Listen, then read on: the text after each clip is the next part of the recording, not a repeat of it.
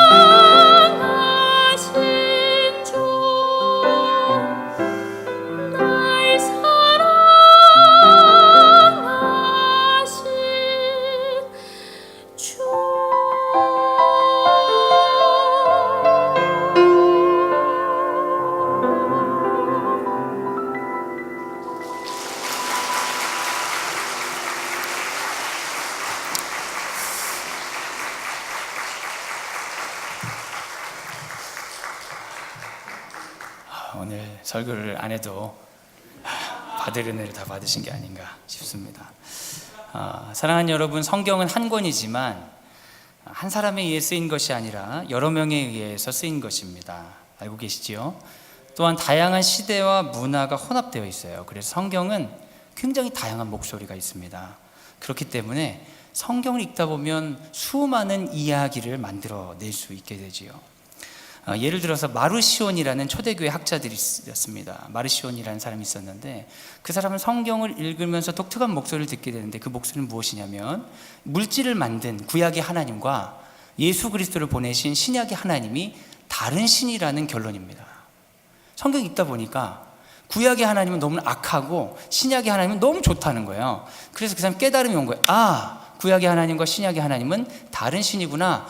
그래서 물질을 만들고 세계를 지배하려고 했던 구약의 하나님이 아니라 세상을 구원하려고 했던 신약의 하나님을 믿는 것이 참으로 기독교가 가야 될 길이라고 믿기 시작했어요. 그래서 그 사람은 구약 성경을 보지 않기로 결정합니다. 그런데 이 사람은 초대교회의 유명한 이단이 됩니다.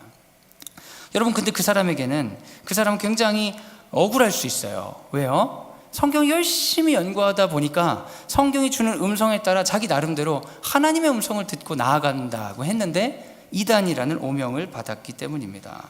이것이 여러분 성경을 보면서 우리가 주의해야 될 점이에요. 뭐냐면 성경은 다양한 목소리가 있기 때문에 내가 원하는 목소리가 들릴 수도 있어요. 내가 성경이 이렇게 말했으면 좋겠다 하면서 성경을 보는 순간 성경이 마치 내가 원하는 것들을 말하는 것처럼 느껴질 수 있다는 거죠. 이런 걸 말해서 소위 자의적 해석이다 이렇게 이야기하죠. 제가 이런 이야기를 드리면 여러분 성경을 읽기가 편해지십니까? 더 부담이 되십니까? 약간 부담이 되죠. 내가 읽어서 은혜 받으면 자의적 해석 아니야? 어떤 목사님 설교하시는데 저거 자의적 해석 아니야? 이러기 시작하면 여러분 성경을 묵상할 수도 설교를 들을 수도 없습니다. 그렇지요. 근데 실제로 그 역사 속에서는 수많은 사람들이 이런 자의적 해석을 해왔죠. 그래서 교회가 이러한 자의적 해석으로부터 성경을 구원하기 위해서 해석의 기본적인 틀거리를 제공한 것이 있습니다. 그게 바로 교리라는 겁니다. 한번 따라하시죠. 교리. 들어보셨죠? 교리라는 단어. 교리가 성경을 전체적으로 어떻게 보아야 되는지에 대해서 지도를 그려준 거예요. 그래서 여러분 우리가 놀라운 성경 읽기가 가능한데 그건 뭐냐면 구약 성경을 읽는데 구약 안에 여러분 예수님이 나오십니까? 안 나오십니까? 원래는 구약에 예수님이라는 이름이 나와야 안 나와요? 안 나오는데 우린 구약을 보면서 어떤 분을 만납니까? 예수님을 만나죠. 그 놀라운 은혜가 가능한 것은 교리의 도움입니다. 왜요? 구약을 오실 예수님에 대한 예언으로 보기로 교리가 눈을 주었기 때문이에요. 교리를 교조적으로 해석해서 인간의 자유를 억압하는 방식으로 쓰는 사람들 때문에 교리를 가르치는 것이 고루하고 심지어는 폭력적이라고 여기기도 하는 사람들도 있지만 교리가 형성된 어떤 역사적인 과정을 존중하지 않고 기독교 전통인 교리와 대화하지 않는 것은 더 큰 우를 범하는 것과 마찬가지입니다. 그래서 저는 여러분하고 교리에 관련된 이야기를 오늘은 해보려고 합니다. 교리는 종교의 이치예요. 근데 이 교리를 요약한 것을 뭐라고 하냐면 상식입니다. 여러분 한번 따라해 주시죠. 요리. 요리하면 먹을 거 생각하시죠? 근데 교리를 요약한 것도 요리라고 해요. 교리를 요약해서 묻고 답할 수 있도록 만든 것은 요리문답이라고 해요. 요리문답에는 두 가지 버전이 있어요. 성인용은 크다 해서 대요리문답, 교육용은 작은 사람들을 위한 거다. 그래서 소요리문답 이렇게 해요. 들어보셨어요? 소요리문답, 대요리문답. 오늘 여러분에게 소요리문답 1번 질문과 대답을 같이 나누려고 합니다. 역사적인 기독교가 성경에 제일 되는 가르침이 무엇이라고 주장하는지를 주의 깊게 듣고 우리 신앙생활의 방향을 잡고 하나님께 영광 돌리게 되기를 소원합니다. 우리 화면을 한번 띄워주시면 제가 문을 읽으면 답을 읽어주시기 바랍니다. 사람의 제일 되는 목적은 무엇입니까?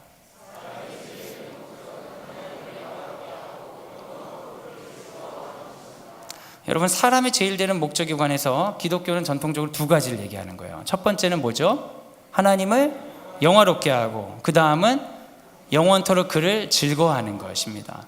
영화롭게 한다는 단어는 요즘 쓰는 말이 아니죠. 여러분 부귀영화 이런 단어 들어보셨어요? 제가 학생들을 가르칠 때 부귀 영화를 들어봤나요? 그러면 못 들어봤다는 아이들이 대부분입니다. 여러분 이거 알아들으시면 여러분 세대가 좀 저랑 잘 통하시는 거 이상이다. 부귀 영화는 뭐예요? 귀하게 되고 부하게 되고, 영화는 이름이 알려지는 겁니다. 하나님을 영화롭게 한다는 것은 영광을 돌리는 거예요. 그건 뭐냐? 나의 삶과 나의 행위와 나의 존재를 통해서 하나님의 기쁨이 되는 거예요. 하나님께 영광이 되는 거예요. 하나님께 영광이 되는 거. 그리고 두 번째는 뭐예요? 첫 번째는 내가 하나님의 기쁨이 되는 것이고, 두 번째는 하나님을 영원토록 즐거워하는 건데, 누가 즐거워하는 거예요?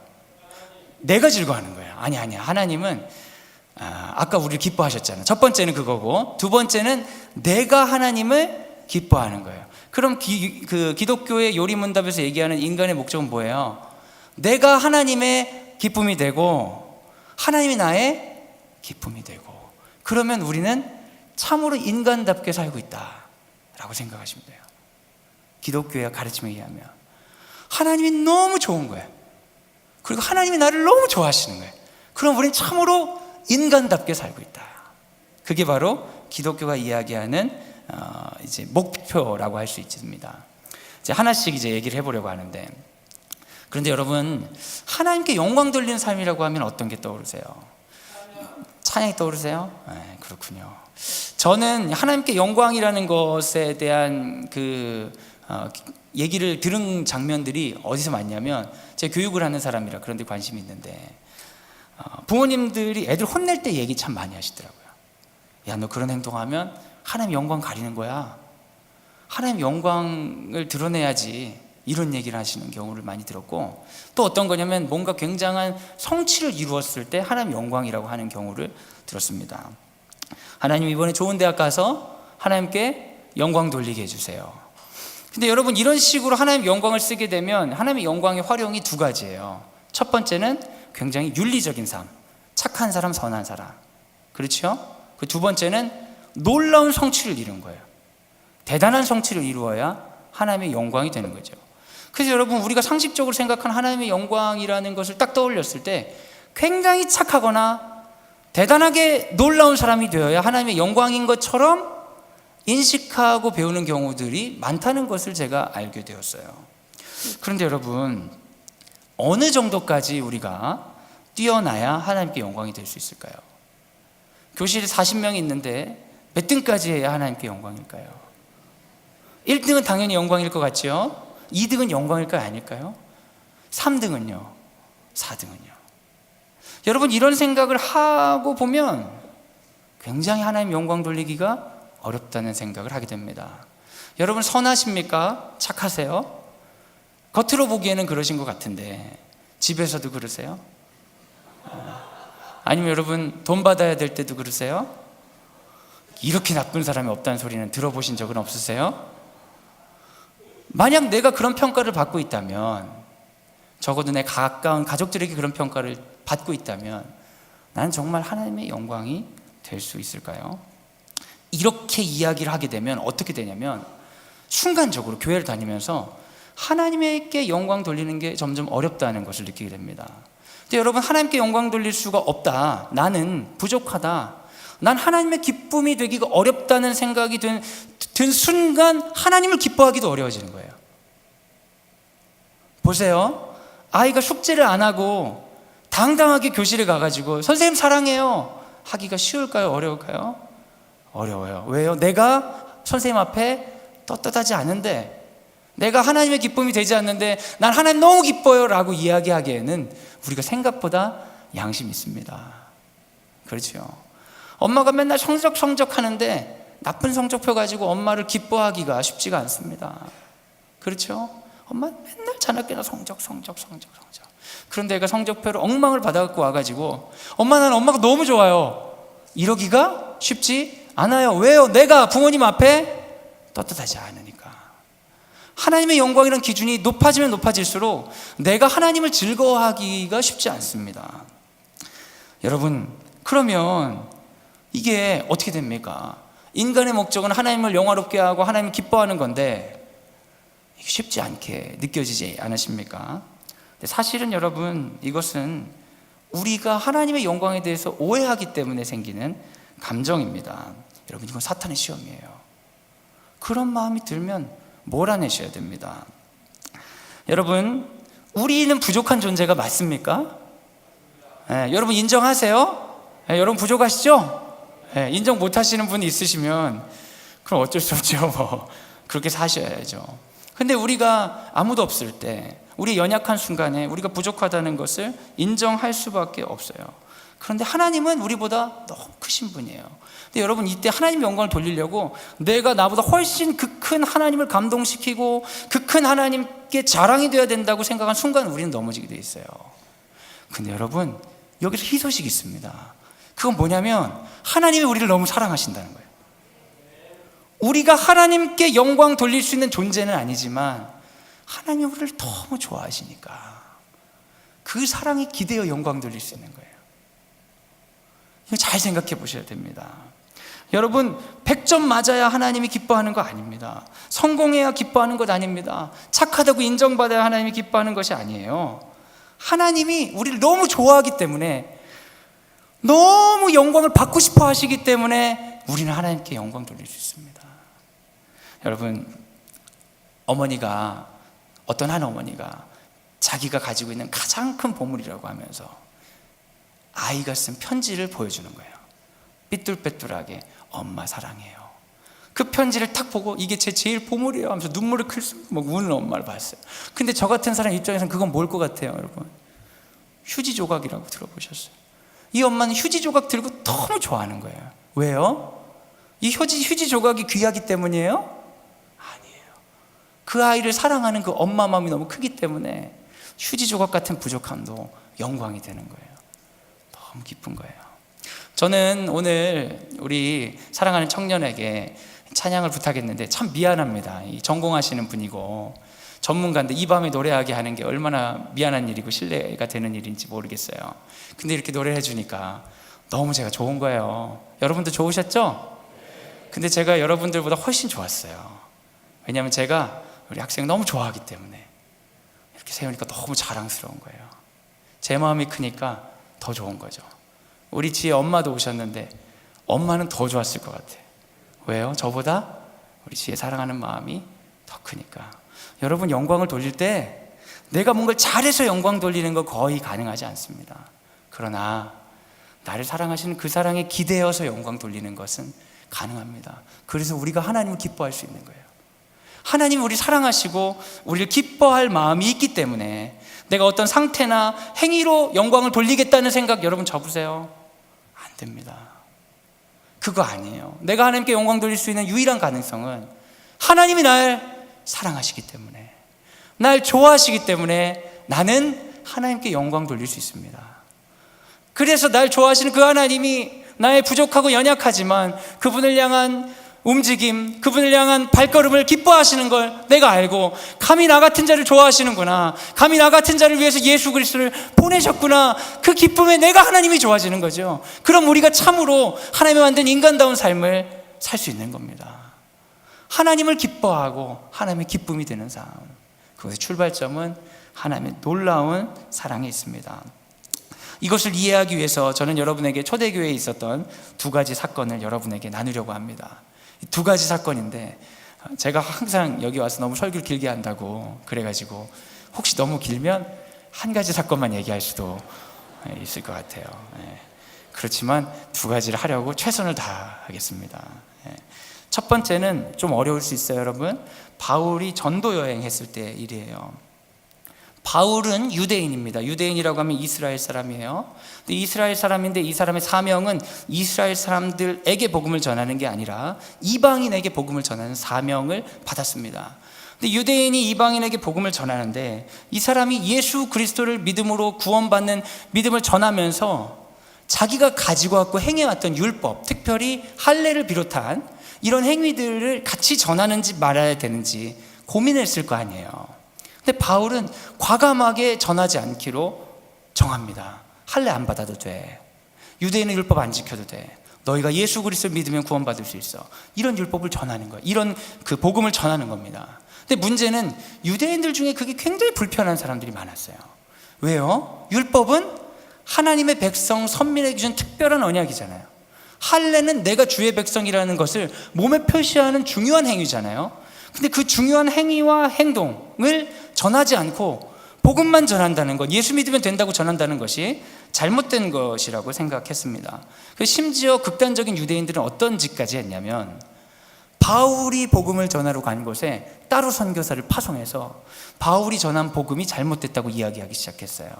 너 바울에게 이렇게 들었지? 그런데 바울이 깜빡한 게 있어. 그럼 바로 네가 할례 받아야 된다는 거야. 그러면서 바울의 복음이 혼란스럽게 됐죠. 그리고 바울이 이방 선교를 성공적으로 끝나고 예루살렘에 돌아올 때 바울이라는 사람이 전한 복음 때문에 예루살렘 도성은 난리가 났습니다. 할례를 전하지 않는 것이 정말 맞는 일이냐, 우리가 주의 백성으로서 몸에 표시하는 것이 나쁜 거냐, 이런 논쟁들이 심각하게 이루어졌어요. 그래서 초대교회에서 첫 번째 회의를 합니다. 이걸 공의회라고 하는데, 첫 번째 회의를 통해 할례나 율법이 없는 복음이 정당한지에 대해서 결정하는 회의를 열립니다. 굉장히 유명한 사람들, 교회 인물들이 전부 다 나와가지고 막 이야기를 하는 거예요. 갑론을박하는 과정 가운데 그때 당시에 교회의 수장은 누구였냐면 예수님의 친동생이었던 야고보였습니다. 예수님이 있을 때는 안 믿더니 예수님 떠나시고 나서 교회의 수장이 됐어요. 가족이 참 이상하죠. 근데 이 야고보가 마지막 결론을 내리기엔 할례 전하지 않아도 됩니다. 율법을 전하지 않아도 됩니다. 예수님만 믿어서 구원받는 거 맞습니다. 선언을 탁 한 거예요. 그러면서 무슨 얘기를 하냐면, 그 대신 우리가 복음을 전할 때, 특별히 이방인들에게 복음을 전할 때 네 가지는 하지 않도록 해야 됩니다. 그 네 가지가 뭐냐면 피, 목매어 죽인 것, 음행하는 것, 우상의 제물 드린 것, 이것들은 부정하니 이것은 하지 않도록 해야 합니다 라고 이야기했어요.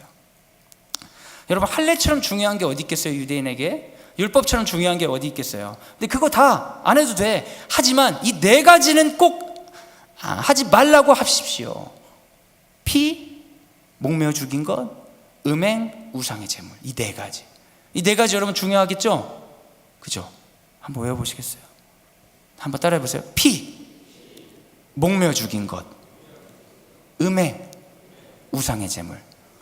이 네 가지는 할례를 안 전하도록 전하도록 하십시오라고 한 거예요. 근데 여러분 생각해 보세요. 이게 도대체 뭘까?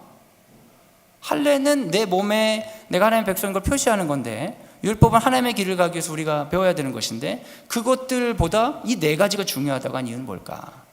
이때 우리는 학자들의 도움을 좀 받을 필요가 있어요. 학자들에 의하면 이 네 가지는 우상 숭배와 깊은 연관이 있답니다. 그때 당시 우상 숭배의 방식들, 우상 숭배의 문화하고 깊은 연관이 있대요. 그럼 여러분, 이건 뭐냐면 이스라엘 사람들에게 할례는 어떤 거냐? 수많은 열방 가운데 하나님께 택한 백성으로서 자기 정체성을 몸에 새기는 일이에요.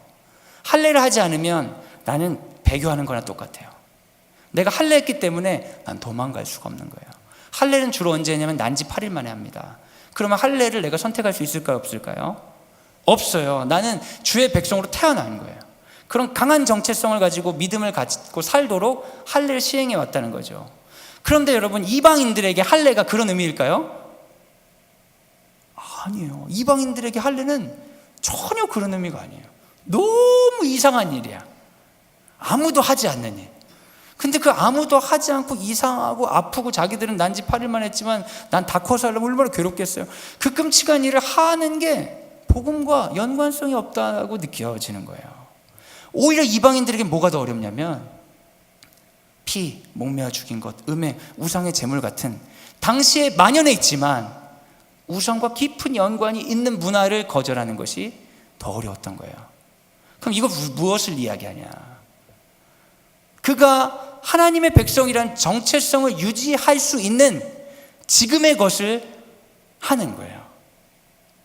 할례는 그때 그 사람에게 맞았지만 오늘 우리에게 맞지 않다면 할례는 의미가 없을 수 있어요. 그렇다고 그 사람들에게 의미 없는 건 아니에요.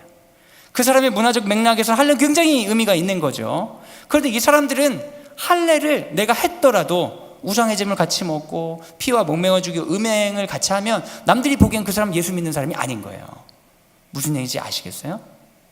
구체적인 행동이 정해져 있지 않습니다. 행동은 끊임없이 바뀌는 거예요. 교회의 역사를 통해 여러분 하지 말아야 될 것, 해야 될 것들이 얼마나 많이 바뀌었는지 역사를 공부한 사람들은 금방 압니다. 아이고, 놀래라. 제가 너무 열심히 해가지고 잠깐 템포를 죽이라고 그랬는지. 여러분, 사람들은 금방 알아요. 그러나 바뀌지 않아야 되는 게 있어요. 그건 뭐냐? 정체성이에요. 그의 정체성을 행동으로 보여지는 건 있어야 되는 거예요. 여러분, 요즘에 옛날에 이제 우리 한국교회 초대에는 술 마시면 안 되고 담배 피우면 안 되고 이게 곧 신앙인의 표지였죠. 믿는 사람은 당연히 그런 거예요. 근데 요즘 애들에게 그런 얘기하면 여러분 어떻게 생각할까요? 잘 안 통해요. 그리고 유명한 목사님들이 방송에 나와가지고 술 담배 얘기하면 건강에 안 좋으니까 하지 마, 뭐 이런 식으로 얘기하시더라고요. 근데 여러분, 그때 당시에 술 담배를 하지 않은 건 놀라운 경건이었습니다. 왜요? 우리나라가 일제 치하에서 정신을 못 차리게 유흥 문화를 끊임없이 양산하는 그 가운데 끊어내고 국채보상운동 하기 위해서 우리가 했던 놀라운 경건이었어요. 얼마나 소중한 문화입니까? 성경에서도 술 취하지 말라고 하고 너무 좋은 거였어요. 그죠? 그걸 함으로 내가 기독교인 걸 보여주는 거예요. 다른 사람 다 구주망태가 되는데 나는 안 먹어. 얼마나 불편하겠어요? 그런데 내가 그걸 지켜내는 거예요. 왜? 나는 기독교인이니까. 그런 정체성이에요. 근데 시대가 변해가지고 이제 교인들도 뭐 술 한잔 하는 거는 편안하다. 목사님들도 건강을 위해서 하지 말라. 그 여기 분들도 이제 사석에서 만나면 이제 다 한 잔씩 하시는 분들이 많고 그것 때문에 믿음이 뭐 흔들릴 거 없고 막 이렇게 생각하시는 분들이 많잖아요. 근데 여러분, 너무 웃긴 게 뭐냐면 술은 마셔도 돼. 그게 어떤 성경이 꼭 그런 건 아니야. 취하지만 않으면 돼. 뭐 이런 식으로 되긴 하는데, 그럼 당신이 지금 예수를 믿기 때문에 지켜나가고 있는 행동은 무엇입니까? 라는 질문에 아무것도 없는 사람이 많다는 거예요. 열심히 어떤 행위를 지켜놨어요. 이 사람은 할례를 열심히 했던 거예요. 할례를. 근데 할례 안 해도 돼. 그러니까 그럼 우리 자유롭네, 아무것도 안 해도 되네, 이게 아니라 할례를 안 해도 되지만 너네 더 어려운 거 해야 될걸. 피, 목매어 죽인 것, 음행, 우상의 제물 근처에도 가지 마. 깜짝 놀라는 거죠. 그러면 내가 문화적으로 굉장히 어려울 텐데, 사람들이 내가 독특하다는 걸 알게 될 텐데, 내가 기독교인인 걸 알게 될 텐데, 그런데 그걸 선택하는 거예요. 오히려 몸에 다른 사람에게 보이지 않는 할례를 하면 불편하지 않은데, 지금 오늘 내가 예수를 따르기 위해서 해야 되는 행위를 하라는 거죠. 고정화된 것이 아니라 지금 주님의 사람이 되라는 거예요. 여러분, 이것은 굉장히 중요한 것입니다. 그리스도 안에 우리에게 자유가 있습니다. 맞습니까? 우리에게 자유가 임했어요. 어떤 특정한 행위에 여러분 갇힐 필요 없어요. 착하게 살아야 될 필요 없습니다. 꼭 반드시 성공해야 될 이유는 전혀 없어요. 말도 안 되는 소리입니다. 성공해야지 하나님의 영광이 된다고요? 그런 거 말도 안 되는 일입니다. 그런데 여러분, 역으로 어떤 걸 딱 고정해 놓고 이래야 하나님의 영광이다 이렇게 말할 수 있는 것은 세상에 없어요. 그렇게 고정해 놓은 건 역사 속에 없었습니다. 기독교 역사를 훑어보세요. 끊임없이 변화되었어요. 그러나 하나님들이 언제나 물으시는 게 있어요. 그럼 너는 어떠한 행위로 하나님께 영광 돌리느냐? 그러니까 여러분, 누군가가 여러분에게 그럴 수 있어요. 아유, 우리 아이가 이번에 좋은 대학 가가지고 얼마나 하나님께 감사한지, 하나님께 영광 돌리게 된다. 그래서 막 간증하시는 거예요. 그런 얘기 들으면 내 아이가 좋은 대학 못 간 부모님은 기분이 어떻겠어요? 시험 못 봐가지고 슬픈 아이를 보고 위로를 해줘야 될 텐데 돌아가지고 뭐라고 하겠어요? 네가 뭘 잘했다고, 네가 하나님 믿는다고 하고 해야지. 여러분, 전혀 그렇게 고정화된 것으로 하나님 영광 받지 않으세요. 착각하지 마세요. 하나님의 영광이 되는 건 누군가가 고정해서 정해줄 수 없습니다. 제가 여러분에게 딱 정하는 거예요. 어떤 행동을 딱 정해놓고 이 행동을 하시면 하나님 영광입니다, 이렇게 말할 수 있을까요? 그렇게 정할 수 있겠죠. 그러나 그건 일시적인 것이죠. 그런데 분명히 자기가 알잖아요. 나의 삶의 행동은 하나님의 영광인지 아닌지. 어떤 분이 그러는 거예요. 신앙생활 제대로 하려면 기도 1시간 해야 된다고요. 그래서 기도 1시간 하지 않는 사람은 신앙생활 잘 못하는 것이라고 얘기하는 분이 있습니다. 하루에 기도 1시간 하는 건 여러분 좋은 일이에요, 나쁜 일이에요? 좋은 일 아닙니까? 네, 좋은 일이잖아요. 네, 맞아요. 좋은 일이에요. 그런데 내가 너무 싫은데 부모가 강요해가지고 기도를 1시간씩 하다가 뭐 고등학교 졸업하면서 줄을 떠난다면 여러분, 그게 어떻게 되겠어요? 그 기도 1시간이 나를 지켜줄 수 있을까요? 진짜 착각이에요. 나를 지켜줄 수 있는 건 예수밖에 없어요. 여러분, 좀 어려울 수 있는데요, 하나님께 영광 돌리기 위해서 어떠한 행동을 통해 하나님께 영광 돌린다는 건 완벽한 착각입니다. 우리가 하나님께 영광 돌릴 수 있다면 하나님의 영광 받고 싶으셔서 그런 거예요. 내 기도를 통해 하나님 영광 받기를 결정하셨기 때문에 기도 가운데 소통하시고 영광 받으시는 거지, 그 기도한 시간이 나의 영혼을 지켜준다고요? 말도 안 되는 소리입니다. 예수가 날 지켜주지 어떻게 기도가 날 지켜줍니까? 내가 하는 기도가 뭐라고. 여러분, 어떤 사람은 사회봉사를 잘해야 된다고 그래요. 기도하고 이런 게 중요하지 않대요. 열심히 이타적인 삶을 실천하고 가서 봉사활동하고 이래야 된다는 거예요. 그런데 여러분, 봉사활동하고 이타적인 우리가 삶을 사는 것이 나의 영혼을 지켜줄 수 있을까요? 내가 이타적이라고 해봤자입니다. 예수님이 나의 이타적인 삶을 통해 영광 받기를 결정하셨기 때문에 그것의 은혜로 내가 하나님께 영광 돌릴 수 있는 거지, 봉사하는 삶이 나를 지켜줄 수 없습니다. 나를 지켜줄 수 있는 건 오직 예수밖에 없어요, 여러분. 그러니까 내 행동으로 뭔가 대단하게 하나님께 영광 돌리겠다는 생각이나, 이 행동이 영광 돌리는 행동인데 너는 왜 그 행동을 하지 못하냐, 이렇게 살아야지 하면서 정죄하는 말들은 정말 어리석은 일들입니다. 그렇게 이야기하는 사람이 다 수치를 당했어요, 성경에서. 그런 사람들 바리새인들, 서기관들이에요. 하나님께 영광 돌리는 어떤 행동 지침을 정해놓고 자기들이 할 수 있는 것들, 자기에게 쉬운 걸 정해놓고 남들에게 무거운 짐을 지우는 거죠. 야, 이렇게 하지 않으면 너는 하나님께 영광이 아니야. 그리고 못하는 사람들을 보고 얘기하는 거예요. 넌 하나님께 영광 못 돌렸구나. 우리는 영광 돌렸는데. 근데 여러분, 그건 거짓말입니다. 그 행동으로 하나님께 영광 돌릴 수 없습니다. 하나님이 우리에게 영광 받으시기를 결정하셨기 때문에 우리가 영광을 돌릴 수 있는 거죠. 여러분, 어떠한 상태, 어떠한 그런 고정화된 것이 하나님께 절대 영광이 되지 못합니다. 목사에게 하나님 영광 받으십니까? 그 목사가 안 되면 전부 영광 안 받으시는 거예요?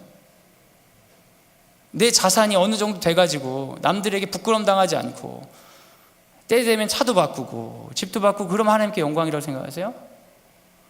그 사탄의 속삭임이에요, 여러분. 내가 재정적으로 파탄이 나서 망해가지고 차도 못 바꾸고 집도 못 바꾸는 게 아니라 지금 어떻게 살아야 될지 막막한 그 순간에 그걸 긍휼히 보시는 그 하나님을 버리지 아니하고, 하나님 내가 지금 이렇게 됐지만 하나님 위해 살겠습니다. 그럼 하나님 그걸 기뻐하시는 거예요. 남들이 보기에 야, 하나님 너 싫어해, 너 부끄러워, 너 하나님 백성이라 어디 가서 말하지 마. 그런다 하더라도 내가 하나님께 영광 돌리고 결정하고 하나님께 나아가기로 결정하면 하나님의 그 큰 사랑 때문에 하나님이 영광 받으시는 거예요. 그럼 여러분, 명확하지 않습니까? 남들의 시선을 신경 쓰지 마세요. 특별히 어떤 부분에서 하나님의 영광이라는 측면에서. 어떤 분이 저에게 그랬어요. 내가 건강해야 하나님 영광이 되는데 건강하지 않아가지고 하나님 영광을 가린다고. 그 말도 안 되는 게 어디 있어요. 하나님 다 우리 죽게 하시는 분인데. 여러분, 하나님 맨날 우리 살게만 하십니까? 하나님 우리 죽게 하시잖아요. 모르셨어요?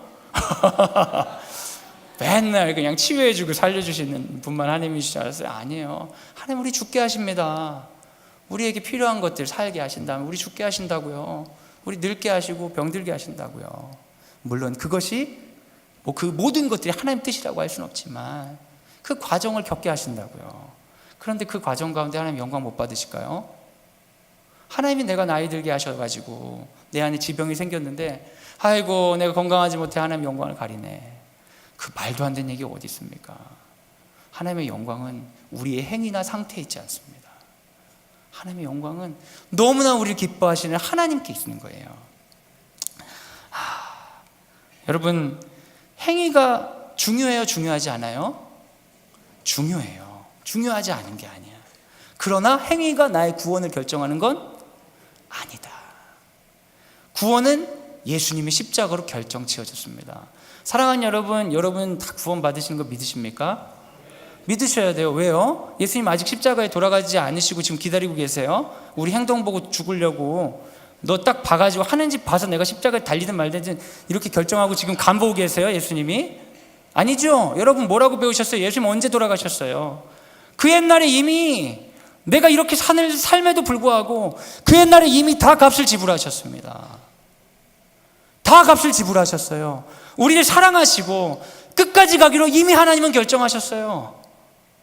하나님 하실 것 다 하셨어요. 우리에게 더 큰 은혜 베풀지 않으셔도 우리는 감사할 수 있습니다. 그 사랑에 기대어 우리가 하나님의 영광에 뭔가 시도하는 겁니다. 그럼 하나님이 기뻐하시는 거예요. 너무 기뻐하시는 거예요. 그 비밀을 아는 사람, 하나님의 기쁨을 아는 사람이 하나님을 기뻐할 수 있는 거예요. 여러분, 교회에 많은 사람들이 하나님께 억눌려 있어요. 하나님 때문에 힘들어. 하나님 없으면 좋겠다고. 이상하죠? 근데 그런 마음 공감이 되시는 분들이 있죠? 이럴 때 하나님만 없으면 좋겠다고. 하나님이 속이 터지죠. 왜냐, 하나님이 우리를 너무 사랑하시니까. 그 사랑에 기대어 여러분 회개하고, 그 사랑에 기대어 헌신하고, 그 사랑에 기대어 한 걸음 떼시면 하나님이 우리를 너무 기뻐하세요. 그리고 하나님이 우리 그렇게 기뻐하셨다는 걸 여러분 인정한 순간 하나님이 좋아집니다. 그리고 하나님이 좋아지면 참으로 인간답게 사는 거예요. 월급이 올라도 잠깐 기쁩니다. 집을 바꿔도 잠깐 기뻐요. 사랑에 빠져도 잠깐 기쁩니다. 자녀를 출산해도 잠깐 기뻐요. 그런데 여러분, 하나님을 기뻐하기 시작하면 그 기쁨은 질리지가 않아서 하나님 시간이 너무 짧습니다. 더 주셔야 되겠습니다. 그럼 하나님이 우리 평생 같이 하자, 영생을 주시는 겁니다. 사랑하는 여러분, 영생을 소망하십니까? 영생을 소망하시고 하나님을 기뻐하시기를 소원합니다. 첫 번째는 끝났어요. 두 번째를 제가 들어가려고요. 여러분, 할례는 안 해도 돼요, 그죠? 근데 4가지나 해야 돼요. 이게 좀 어렵지만 여러분 중에 그래도 기억력을 제가 한번 믿고 한번 시도해 보려고 합니다. 4가지 혹시 기억나세요? 뭐가 있었죠? 피, 목매어 죽인 것, 음해, 우상의 제물. 여러분, 설교 정말 잘 들으신 겁니다. 이 4가지만 안 하면 오케이잖아요. 근데 문제가 생겼어요. 고린도 교회에 전도를 하는데 이 동네는 모든 고기가 정육점에 나오기 전에 전부 우상에 바쳐진 다음에 나오는 거예요. 난 우상숭배는 안 했어요. 우상숭배에 관심도 없어. 난 오직 예수만 믿는데 정육점에 간 순간 이 고기가 유통과정 가운데 전부 우상의 제물에 드려지고 나오는 거예요. 근데 여러분, 우상의 제물이 보통 큰 문제가 아니에요. 그냥 먹지 뭐 이런 문제가 아니에요. 왜요? 할례 대신에 이 4가지는 절대 해서는 안 돼. 이것은 너의 정체성에 관련된 거야. 야구했는데 우리 동네에 있는 고기는 다 우상의 제물인 거예요. 여러분, 어떡합니까 이거? 근데 이거를 아는 사람도 있고 모르는 사람도 있어요. 근데 모르는 사람은 이걸 먹었을까요? 안 먹었을까요? 먹었어요. 특별히 친구가 음식을 대접하겠다고 날 부르는 거예요. 야, 같이 밥 먹자. 근데 전도도 할 겸 같이 와서 막 이렇게 밥을 먹으려고 하는데 고기를 본 순간 얘는 상식이 있어. 우상의 제물인데 나 고기는 안 먹을래. 그럼 여러분, 그 사회에서 친구가 해준 음식을 안 먹는 건 뭡니까? 관계 끊자는 거거든요. 뭐? 아니, 그게 아니라 이 우상의 제물이잖아. 뭐? 우상의 제물? 이거 그냥 고기야. 아니야, 우상의 제물이야. 나 이거 못 먹어. 야, 내가 이거 대접했는데 못 먹겠다는 거야. 못 먹어. 이건 내 신앙의 문제야. 관계가 깨져 버리는 거죠. 우상의 제물 문제가 굉장히 큰 문제가 되는 거예요. 우상의 제물 절대 먹어서는 안 됩니다. 그런데 우상의 제물이 모든 음식이에요. 그래서 기독교인들 중에 부자들은 자기 가축을 따로 길렀다고 합니다. 그 가운데서 빈부격차가 생기는 거예요. 정말 너무나 이 세상이 참 그렇죠. 부자들은 자기가 깨끗하게 도축해가지고 먹었다는 거예요. 근데 가난한 사람들은 손님한테 가거나 식구들을 위해서 음식을 먹으려고 하면 우상의 제물을 사서 먹어야 될 수밖에 없다는 거예요. 이걸 먹지 않는 순간 공동체로부터 고립되고 사회생활이 어렵고 내 삶도 너무 불편한 거죠. 애들은 그러겠죠. 엄마, 왜 우리 집은 고기를 못 먹어요? 이거 우상의 제물이야. 네? 다 먹고 있는데요. 우상의 제물 아니잖아요. 그냥 정육점에서 산 거잖아요. 알고 보면 우상의 제물이야. 이게 얼마나 자녀들에게 설득력이 있겠습니까? 애매한 거예요. 이걸 지키자니 너무 힘들고, 부자들은 또 그걸 지키니까 막 정죄하고, 안 지키자니 찝찝하고. 여러분, 교회 생활 하시면서 그런 거 많죠? 지키자니 불편하고, 안 지키자니 찝찝하고, 걸리지만 말자, 목사님 없을 때만 하자, 일이 많아지잖아요, 여러분. 지금 고린도 교회가 그렇게 됐어요. 이게 보통 곤란한 문제가 아닙니다. 그런데 이런 곤란한 거를 목회자에게 안 물어보면 좋은데, 고린도 교회에서 사람들이 바울 선생님에게 편지를 쓴 거죠. 선생님, 우상의 제물 어떡하죠? 바울이 그렇잖아도 전에 할례 안 전했다고 욕이란 욕을 다 먹었는데, 그 중에 4가지만 지키라고 했는데 뭐라고요, 여러분? 피, 목매어 죽인 거, 음행, 우상의 제물, 이 4가지만 지키면서 전도하라고 했는데 이제 우상의 제물에 관해서 딱 왔는데 바울이 우상의 제물 절대 먹으면 안 된다고 쓰기가 본인의 마음에도 좀 캥기는 거예요. 이게 좀 설득력이 없는 것 같아요. 얼마나 곤란하겠어요. 바울이 거기에 대해 뭐라고 썼냐? 고린도전서 13장 3절에서 4절 같이 한번 읽겠습니다. 같이 읽겠습니다. 시작. 다 같은 신령한 음식을 먹으며 다 같은 신령한 음료를 마셨으니 이는 그들을 따르는 신령한 반석으로부터 마셨음에 그 반석은 곧 그리스도시라. 바울이 초대 교회를 넘어 광야에서 출애굽했던 이야기를 하기 시작하는데, 얘들아, 광야에서 출애굽할 때 그들은 신령한 음식과 신령한 물을 마셨어. 근데 이게 지금으로 하면 그리스도의 생명이야. 하나님이 기뻐하시는 음식을 먹고 살았단 말이야. 그런데 하면서 여러분 5절 한번 같이 읽겠습니다. 시작. 그러나 그들의 다수를 하나님이 기뻐하지 아니하셨으므로 그들이 광야에서 멸망을 받았느니라. 보세요. 신령한 빵과 신령한 음료, 예수 그리스도로부터 생명을 공급받았지만 그들이 하나님을 기뻐하지 않는 순간 어떻게 됐어요? 다 멸망당했다. 이걸 먼저 쓰는 겁니다. 그러니까 우상의 제물을 먹고 안 먹고랑 상관없이, 이 먹고 안 먹고의 문제는 구원의 문제가 아니에요. 신령한 건 먹어도 대부분 죽었다는 거예요. 그럼 이 글의 톤을 보면 우상의 제물 먹어도 된다는 거예요, 안 된다는 거예요? 좀 어려우신 것 같아요. 다시 뭘 먹든 말든 구원하고 상관없어요. 신령한 걸 먹었는데도 하나님을 기뻐하지 않으니까 다 죽었잖아요, 그죠? 그러니까 우상의 제물 먹어도 될 것 같아요, 안 될 것 같아요? 될 것 같잖아요, 그죠? 분위기는 앞부분이 딱 보면 그래, 맞아 만나 먹고 막 하나님이 직접 주신 물을 먹은 그들도 하나님 제대로 안 믿었더니 그랬잖아, 이러면서 우상의 제물을 찝찝하지만 먹고 있었던 사람들이 힘을 얻기 시작하는 거죠. 니네 부자들 깨끗한 거 먹고, 니네 그렇게 사람들하고 이렇게 고릴 때 산 너네들 말이야, 그렇게 살면 안 돼, 이거 먹는다고 니네 구원받는 거 아니야 하면서 힘을 막 가질 만한 그쯤에 바울이 이어서 이상한 얘기를 하는 거예요. 무슨 얘기냐? 고린도전서 10장 21절 같이 한번 읽어. 네. 제가 빨리 하려고 설교를 많이 넘어가서 위에서 좀 당황하실 거예요. 고린도전서 10장 21절 같이 한번 읽겠습니다. 시작. 너희가 주의 잔과 귀신의 잔을 겸하여 마시지 못하고 주의 식탁과 귀신의 식탁에 겸하여 참여하지 못하리라.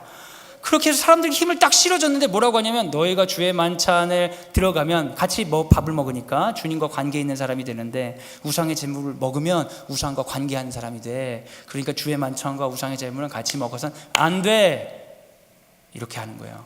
그러니까 우상의 제물 먹으란 말에 먹지 말란 얘기예요. 먹지 말란 얘기예요. 그러니까 여기 처음에는 우상의 제물 먹던 사람이 막 기분이 좋다가 나중에는 우상을 안 먹던 사람, 그래 봐봐 하지 말라고 했잖아, 이렇게 이게 톤이 애매하게 되는 거예요. 그러면서 여기에 대한 해결의 원리를 제시합니다. 고린도전서 10장 23절에서 24절 같이 한번 읽겠습니다. 시작.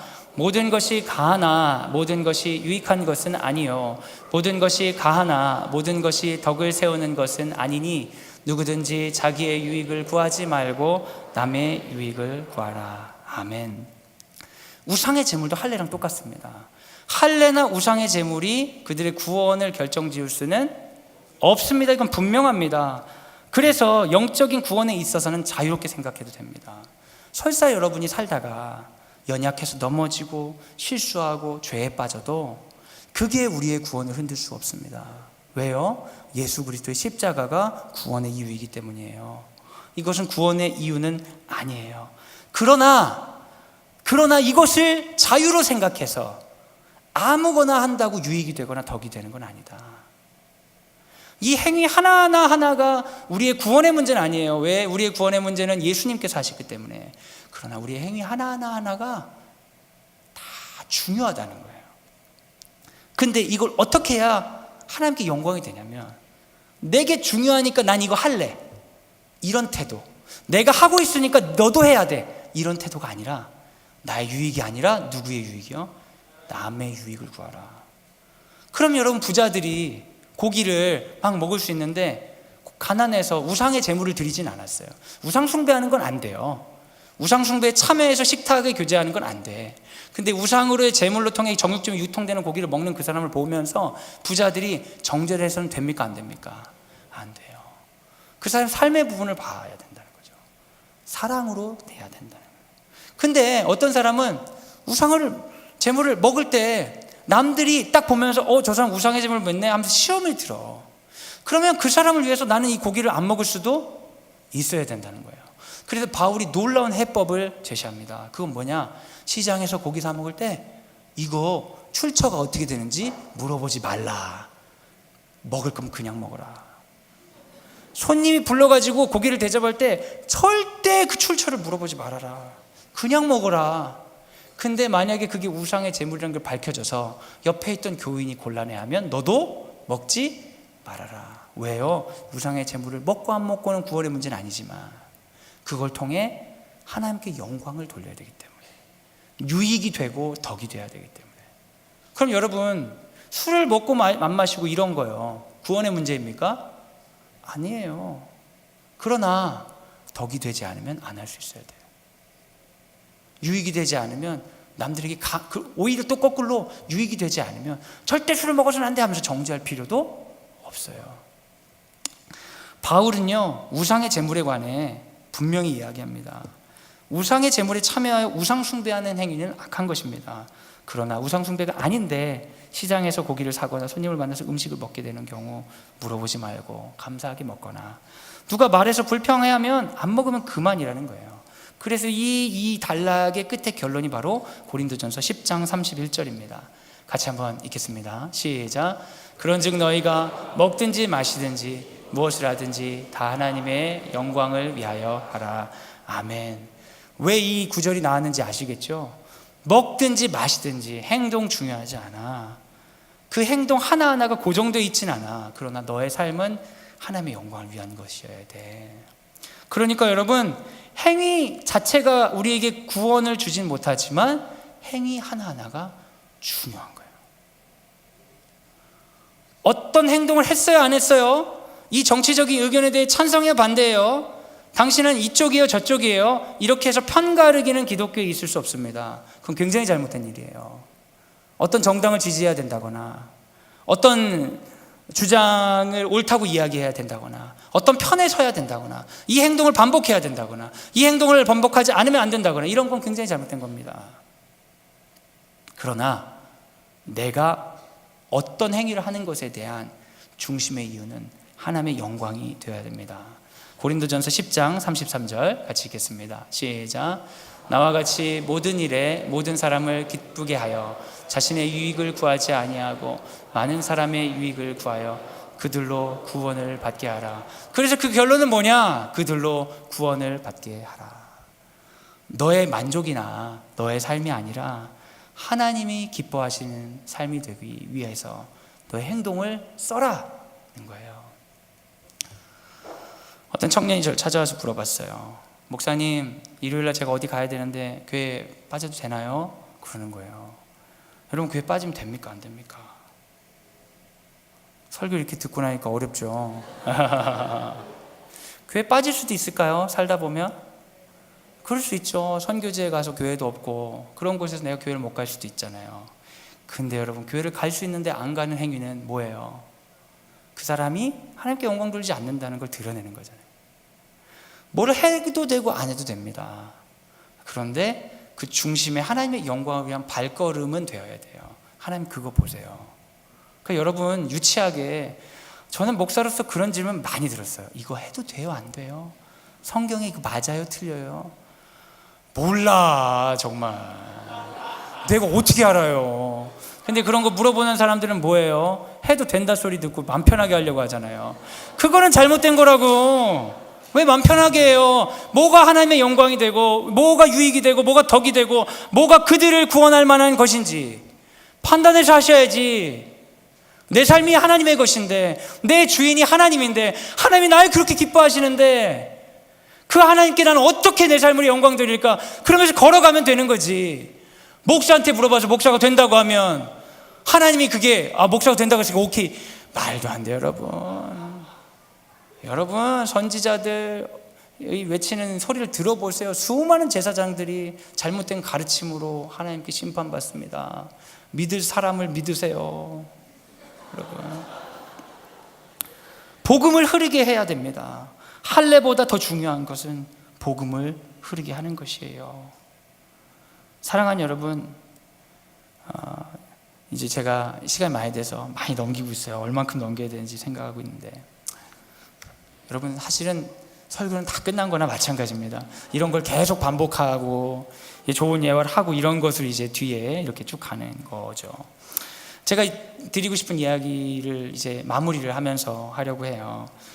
여러분, 이게 우리 운정교회 좋은 교회죠? 그런데 여러분, 운정교회 정말 좋은 교회 됐으면 좋으시겠죠? 그러려면 우리 운정교회가 하나님께 영광 돌리는 교회가 되어야 됩니다. 하나님께 영광 돌리는 교회가 된다는 건 무엇이냐? 교회에서 누군가가 이것이 하나님이 기뻐하는 거예요 라고 하나님의 기쁨을 소유해서 마치 자기가 하나님인 것처럼 조정하려는 사람이 없어야 돼요. 이게 하나님 기뻐하는 거니까 이대로 해야 됩니다. 이거 안 하니까 당신은 하나님이 싫어하는 거예요. 정죄하고 틀을 맞추고 그런 사람들이 많고, 그런 사람들이 기득권에 대해서 힘을 모으면 모을수록 그 교회는 하나님의 영광부터 멀어지게 되어 있어요. 이스라엘이 그렇게 망했습니다. 여러분, 하나님의 영광이 되기 위해서는 정말 하나님이 우리를 너무 사랑하시는 그 사랑에 기대요. 우리가 자발적으로, 여러분, 한 분 한 분이 누군가에게 허락받고가 아니라 하나님의 기뻐하시는 삶을 살아가는 교회들이 되시면 우리 교회는 하나님 너무 좋아하시는 교회가 될 겁니다. 저는 내일 인도네시아로 선교를 떠납니다. 선교팀장이 되어서 인도네시아 자카르타에 교육의 혜택이 충분하지 않은 학생들에게 과학실험과 예술 수업을 함께 진행하려고 가고 있어요. 와우. 제가 여러분 목사잖아요. 목사, 선교팀장, 학교 교사, 이런 이름들을 하나씩 하나씩 가지다 보면 되게 잘해야 될 것 같아요. 굉장히 착해야 될 것 같고요. 사람들 이해도 잘 해야 될 뿐만 아니라 유능해야 될 것 같다는 생각이 참 많이 들어요. 그러면서 여러분, 제가 집에 그 교회나 학교에서만 그럴 뿐만 아니라 가정에서는 어때야 될 것 같아요? 좀 자상해야 될 것 같지 않아요? 아내하고 너무 행복해야 될 것 같지 않아요? 자녀들은 저를 너무 존경해야 되겠죠? 제가 보기엔 좀 그래야 될 것 같은데, 여러분, 제가 어떻게 살 것 같으십니까? 여러분, 저는 가끔씩이요, 무서워서 강단에 올라오지 못할 것 같을 때가 있어요. 내가 무서워서, 내가 너무 형편없어 보여가지고 어떻게 설교를 하나. 학교 선생님으로 당당하고 멋질 것 같은데 그 어린아이들 앞에 서기가 두려울 때가 있어요. 나의 본 모습을 알면. 우리 가족들한테 그렇게 잘해줬으면 좋겠는데 가족들의 평가가 생각보다 좋진 않아요. 제 사랑하는 딸은 아빠를 닮았다면 그렇게 기분을 나빠해. 제가 보기에는 엄마보다 저를 훨씬 닮았는데, 엄마 닮았다고 하면 그렇게 그분이 참 좋은 분이라고 하는데, 아빠 닮았다고 하면 저 사람이 아빠 닮았다고 했어. 그런데 그분조차도 뭐라고 하더라고요. 제가 보기에는 나쁜 거 아닌 것 같은데, 선교팀을 여러분 준비하면서 이것저것 하면서 하는데 내 마음대로 되는 게 왜 이렇게 없어요? 조율은 왜 이렇게 안 돼? 일정은 왜 이렇게 바뀌어? 잘하는 게 하나도 없는 것처럼 제 자신이 숨고 싶을 때가 있습니다. 어쩔 때는 여러분에게 좀 비밀처럼 얘기하는 건데, 정말 순간적으로 이런 것들이 종합적으로 밀려올 때는 죽고 싶을 때도 있어요. 순간적으로 난 정말 없어져 버렸으면 좋겠다. 그런 순간이 있어요. 자주 그렇다는 게 아니라. 근데 여러분, 그런 순간이 있을 때 제가 구원받을 수 있는 방법을 제 안에 찾아보는 거예요. 기도를 좀 해볼까? 응? 기도를? 성경을 좀 읽어볼까? 어려운 사람 좀 도와볼까? 그 사람에게 가서 조언을 좀 들어볼까? 방법을 찾아보는 거예요. 안 되면 잘 되는 인터넷 서치를 한번 해볼까? 상담을 받아볼까? 근데 여러분, 아무리 그런 걸 해도 내 안에 무너져버린 구원을 회복할 방법이 없는 거예요. 근데 여러분, 그때 그걸 깨달으면 되는 거예요. 내가 구원받는 건 내가 하는 게 아니라 예수님 십자가로 하는구나. 그걸 깨달으면 그렇게 내 자신이 형편없고 아무것도 아닌 것 같은 그 순간에 일어나지더라니까요. 하나님이 날 잡아 일으키시는 걸 느껴지시는 거예요. 그래서 기쁨이 샘솟을 수 있는 겁니다.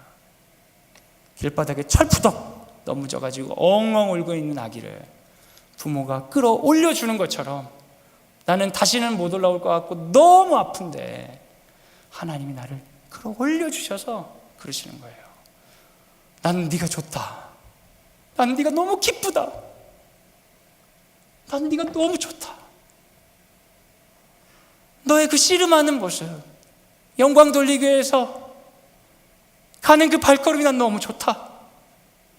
근데 그 음성이 들리면 나도 그분이 좋아지는 거예요. 하나님 감사합니다. 정말 날 구원하신 분이 당신이군요.